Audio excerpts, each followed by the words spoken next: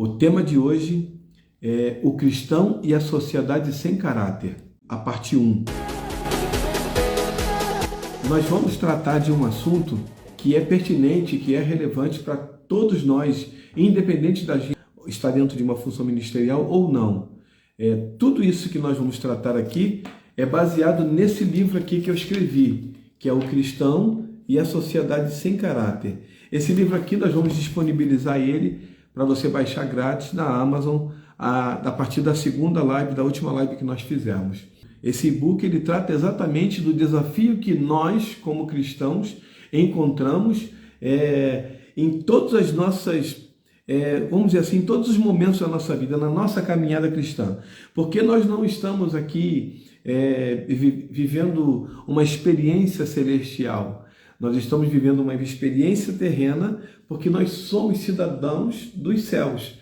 O apóstolo Paulo fala isso. Então, esse texto, esse tema, ele vai tratar exatamente desse desafio, que é viver em uma sociedade sem caráter, sem, contudo, se corromper, sem, contudo, ser influenciado por ela, mas, ao contrário, influenciar essa sociedade a que deixe o pecado e siga Cristo, renunciando assim à sua prática. E o texto que inicialmente nós vamos ler está no livro de Hebreus, capítulo 12, versículo 1, que trata exatamente daquilo que é a nossa caminhada cristã. Ele fala dessa caminhada como sendo uma corrida. E ele diz assim, o escritor aos Hebreus, que a gente não pode afirmar quem foi, há indícios de que tenha sido um ou outro, mas nós não afirmamos. Então o escritor aos Hebreus diz assim, no capítulo 12, versículo 1, portanto, nós também, pois que estamos rodeados de uma tão grande nuvem de testemunhas, deixamos todo o embaraço e o pecado que tão de perto nos rodeia e corramos com paciência a carreira que nos está proposta. Versículo 2, olhando para Jesus, autor e consumador da nossa fé, o qual, pelo gozo que lhe estava proposto, suportou a cruz, desprezando a afronta, e assentou-se à destra do trono de Deus. Então, há aqui alguns ingredientes que a gente precisa ressaltar. O primeiro deles, ele diz assim, portanto, nós... Ele se inclui, ele está nessa corrida também. E ele está falando para crente, para aqueles que são cristãos. Nós, pois que estamos rodeados de uma tão grande nuvem de testemunhas, deixamos todo embaraço. Então existem situações que tentam nos embaraçar. Essas situações, elas tentam nos paralisar, tentam nos impedir de continuar nossa caminhada cristã. Essas situações, todo esse embaraço, tem o objetivo de nos parar, de fazer com que nós paremos no meio do caminho, abandonemos aquilo que estamos fazendo e ficamos olhando para aquilo que está acontecendo. E são muitas as situações que a gente pode elencar. Tudo, crise financeira,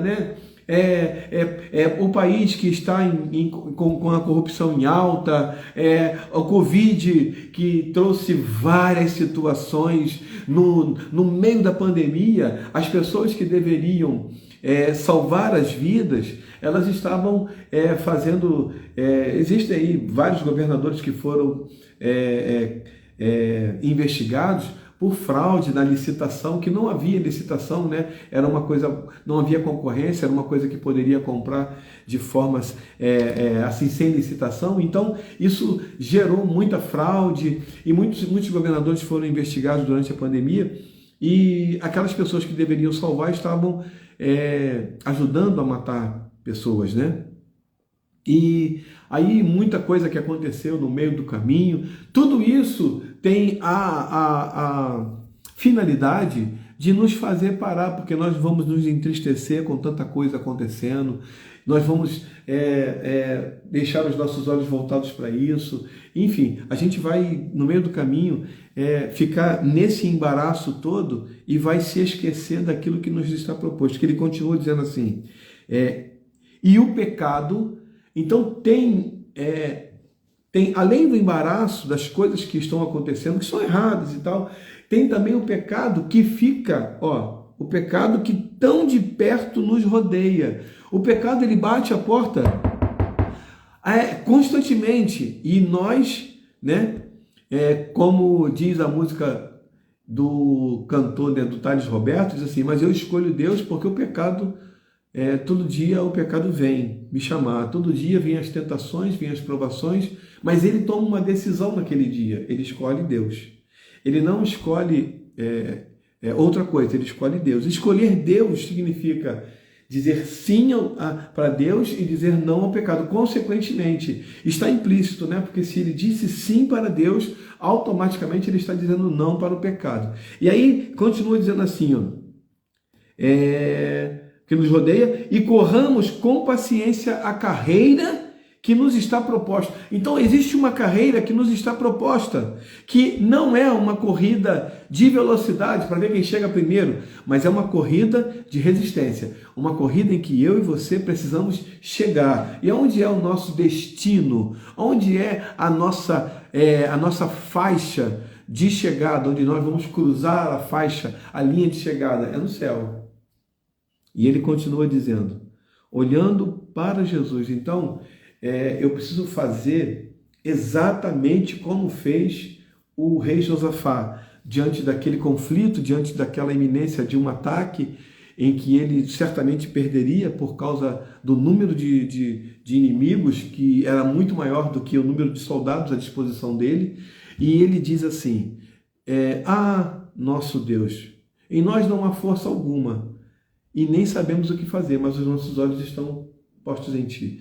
Então, note, os meus olhos, os teus olhos, eles precisam estar em Jesus. E isso não é aquela frase de efeito, aquele jargão, aquela frase clichê, né, que a gente ouve. Não olha para o homem, olha para Jesus. Não, é de verdade. Os nossos olhos precisam estar em Cristo, em Jesus. Ele é o autor e o consumador da nossa fé. Tudo que acontece à nossa volta pode até trazer tristeza ao nosso coração. Tudo que acontece à nossa volta pode até influenciar em algum momento as nossas atitudes, mas os nossos olhos precisam estar em Cristo. Ele é quem vai nos guiar, Ele é quem vai nos dar a direção, é Ele quem vai nos levar ao céu, porque foi Ele que morreu na cruz do Calvário por mim e por você. Então, nesse cenário, a sociedade nos dias do Antigo Testamento parecia que era alguma coisa, vamos dizer assim, boa, mas diz aqui a Bíblia que a maldade se multiplicava. No livro de Gênesis, capítulo 6, diz assim, ó, deixa eu ler para você aqui, ó. Gênesis capítulo 6, versículo 5, diz aqui, ó: e viu o Senhor que a maldade do homem se multiplicara sobre a terra, que toda a imaginação dos pensamentos de seu coração era só má continuamente. Então, Deus, aqui a gente está falando, você lembra, né, dessa passagem, está falando de Noé. Deus aqui, ele está falando exatamente daquilo que o homem viveu, porque o pensamento, as atitudes do homem eram mais continuamente, olha, dia após dia. Não tinha um momento em que ele, vamos dizer assim, tivesse uma reflexão sobre aquilo, sobre a maldade que estava fazendo. Não, as atitudes do homem eram mais continuamente. E por que eram mais? Por causa do pecado. O pecado original trouxe essa consequência. O coração do homem, agora corrompido, né, por causa do pecado original, ela faz com que o homem tenha atitudes más. E isso continuamente. A inclinação do homem é para o mal. A inclinação do homem não é para o bem. Não é para fazer coisas boas. É para fazer coisas ruins. Então, aqui, nesse momento, o Salmo 42, versículo 7 diz assim, ó, deixa eu ler para você. Um abismo chama outro abismo ao ruído das tuas cataturbas. Todas as tuas ondas e vagas têm passado sobre mim. O salmista aqui, ele escrevendo e falando sobre algo que estava dentro dele, né? Porque ele diz, porque está abatida a minha alma, e no versículo 7 ele fala que um abismo chama outro abismo, ou seja, o homem que está em uma situação de perversidade ou de pecado, ele não vai conseguir sair por si só, ele vai ser atraído para outra situação que provavelmente vai ser pior do que esse estágio que ele está, e cada vez vai piorando, porque um abismo vai chamando outro abismo. Nos tempos do Antigo Testamento, o homem vinha desenfreadamente praticando a maldade. Aí havia a necessidade de uma criação de leis que pudessem regular, que pudessem organizar, que pudessem trazer para o homem um equilíbrio. E aí, a partir de Êxodo, né, nós vamos ver Deus criando leis que vão regulamentar, que vão trazer uma organização para essa comunidade, para essa sociedade da época. E a partir daí, o homem começa agora a ter parâmetros das suas atitudes. Ele sabe que agora ele não pode fazer alguma coisa porque existe uma lei que vai trazer uma punição.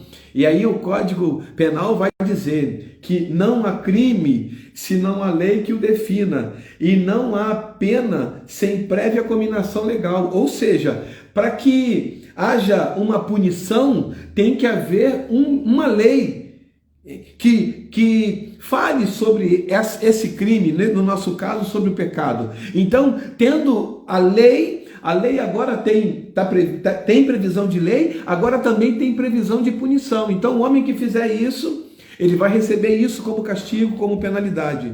Dessa forma, Deus espera que o homem comece vamos dizer assim, a viver em sociedade de uma forma organizada, de uma forma respeitosa. Só que isso não acontece dessa forma. E aí, nos dias de hoje, na sociedade de hoje, a corrupção humana, ela continua acompanhando o ser humano.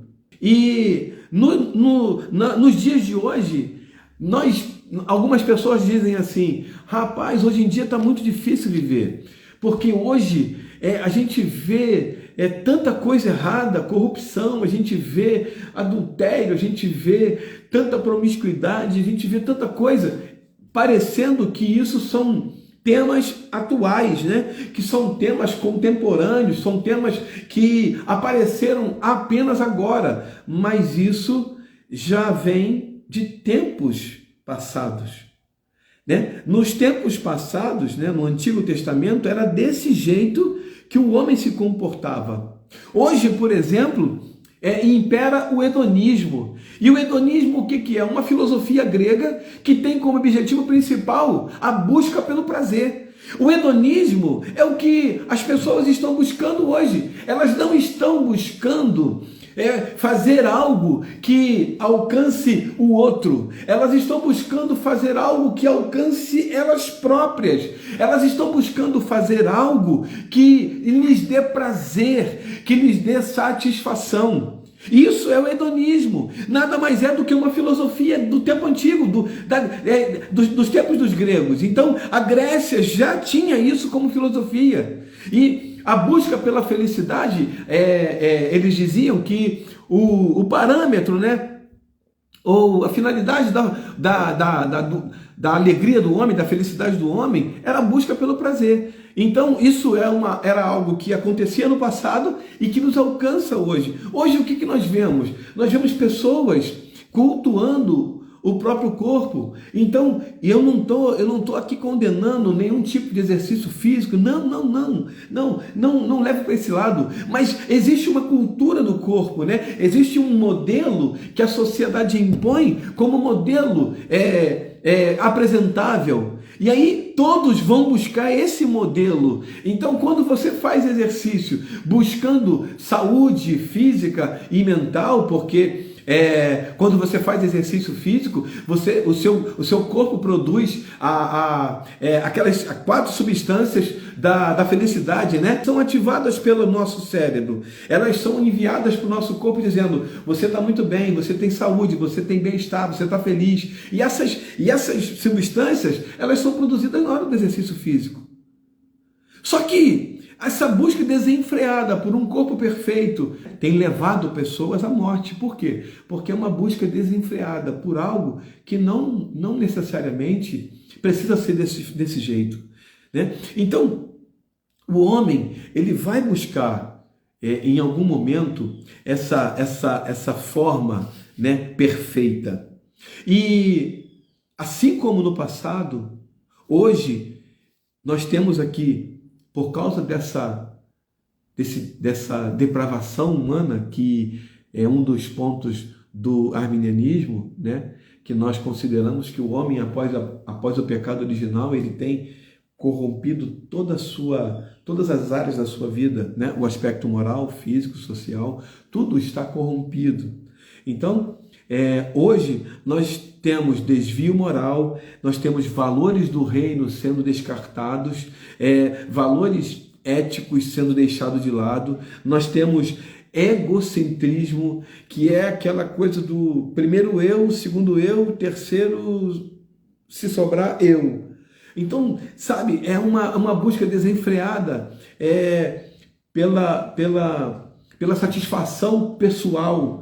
Note que Deus, ele faz tudo perfeito. Os níveis de relacionamentos que eu e você precisamos atentar está na cruz. Primeiro, amar a Deus sobre todas as coisas.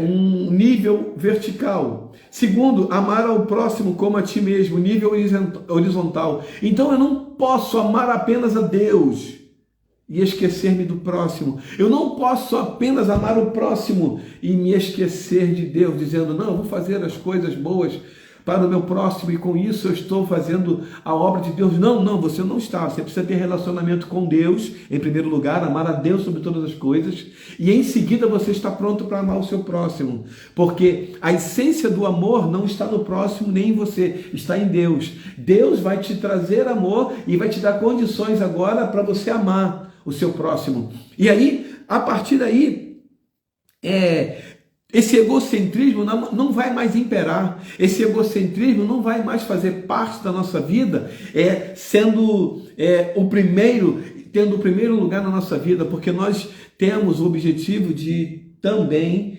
ver a qualidade de vida, ver a alegria, a felicidade do próximo. Quando nós entendemos isso, nós estamos impedindo que esses desvios, né, de valores, ou essas inversões de valores estabelecidas pela sociedade não nos alcance. E como é que nós fazemos isso? Apenas em Cristo. Porque quando Cristo entra na nossa vida, Ele realiza em nós uma obra que nos torna uma nova criatura, nos torna regenerado, nos torna filhos e filhas de Deus. A partir daí, nós conseguimos encontrar no outro um motivo de satisfação para nós, quando ele está alegre.